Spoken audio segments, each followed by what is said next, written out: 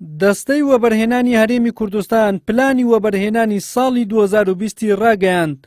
بەپێی پلانەکە هەلی زیاتر لە 1000 پرۆژەی وەبەرهێنان بۆ بەرهێنەرانی بیانی و ناوخۆیی دەڕەخسێنێت. پرۆژەکە کەرتەکانی پیشەسازی، کشتوکاڵ و سەرچاوەکانی ئاو، گەشت و گوزار و دارایی و بانکەکان و کارەبا و گواستنەوە و گەیاندن و پەروەردە و خوێندنی باڵا و تەندروستی و کاروباری کۆمەڵایەتی و نیشتەجێبوون و ڕێگاوبان، بازرگانی ڕۆشنبیری و لاوان و ژێرخانی ئابووری لەخۆ دەگرێت.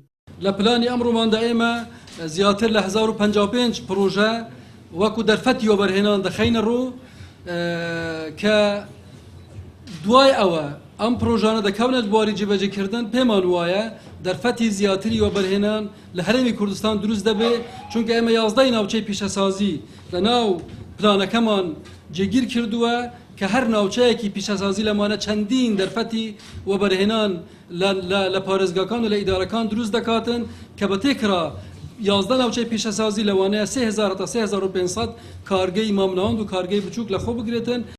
لە پلانەکەی دەستەی وەبەرهێنان بۆ ساڵی 2020 لە بواری خانوبەرشدا پرۆژەی دروستکردنی 10,000 یەکەی نیشتەجێبوونی لە هەر 4 پارێزگاکەی هەرێمی کوردستان دەستنیشان کردووە. دەکرێت زۆر باش بنکەیەکی ئابووری لە هەرێمی کوردستان دروست بکرێ، بەلایانی کەم بتوانین لە 2 ساڵی داهاتوودا هەرچی پێویستیەکانی ناوخۆیی ئێمەیە بەرهەم بهێنرێ.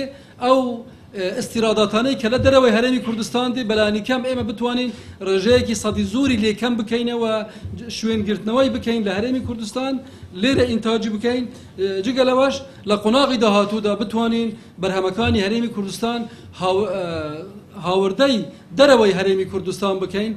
خۆشبەختانە ئێمە ئەمڕۆ 120 کارگەی پیشەسازی لە دەستەی وەبەرهێنان کە بە موڵەتی دەستەی وەبەرهێنان ئیش دەکەن، 120 کارگەی پیشەسازی گەورەمان هەیە. پرۆژەکانی وەبەرهێنان بە بەهۆی ڕێکارەکانی تەندروستی با بڵێن 343 پرۆژەمان وەستا بوو لە سەرەتای ئەم بابەتە. ئێستا هەمووان دەست بەکار بوونەتەوە و هیچیان نەماوەن کە وەستا بن.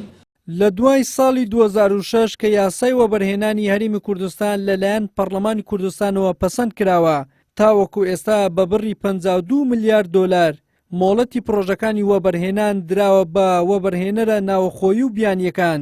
هاوکات بەپێی پلانی 2020 دەستەی وەبەرهێنان لەمە بە دواوە دەستەکە خۆی پرۆژەکانی وەبەرهێنان لە هەر کەرتێکدا دەستنیشان دەکات بۆ ئەو وەبەرهێنەرانەی کە ئارەزووی سەرمایە گوزاریان هەیە لە هەرێمی کوردستان.